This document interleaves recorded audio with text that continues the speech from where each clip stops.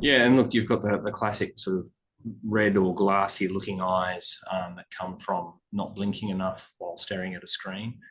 If we're ever sort of seeing kids at the end of the holidays and we want to have a look at the front of their eye under magnification, we can sometimes see that their eyes are actually quite dried out because of the lack of blinking or the lack of proper blinking while we're doing those sorts of things. You can escalate into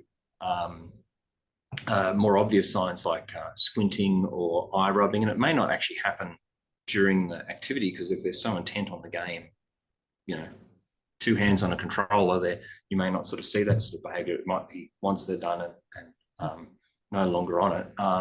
And we often see headaches at the end of the day where it's like, oh, it's been a hot day, you haven't drunk enough water.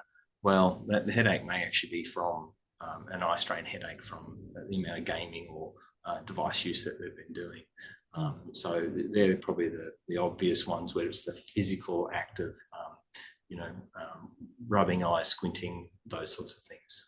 Holding your head at a funny angle, but the other ones to watch out for are the headaches. I think when a lot of parents consider screen use, one of the concerns they might have is blue light, the effect of blue light from screens. So, from your clinical experience, like what is the truth about blue light and how much does it really matter for kids' eyes?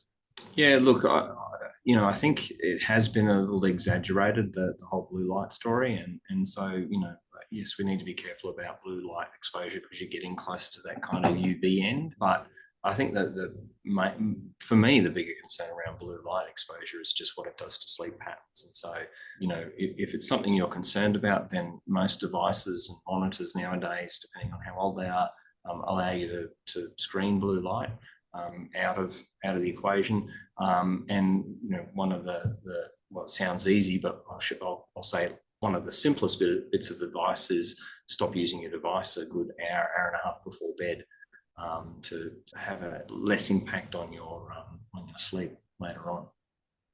With some devices, I know with iPhones and Apple devices, you can actually set up like times when um, basically the children can't access those devices. I'm not sure about other Yeah, brands. yeah, and look, it's all about balance in the end, and Yep. I think we discussed earlier that the whole social media thing, despite the rules changing in Australia around social media use, it's really just the time you spend on the device, regardless of what it is. And there's plenty of ways that you can lose time on a device through apps and streaming and whatever else, regardless of social media stuff. Yeah. And before you know it, it's 3 in the morning. Yeah, yeah, exactly.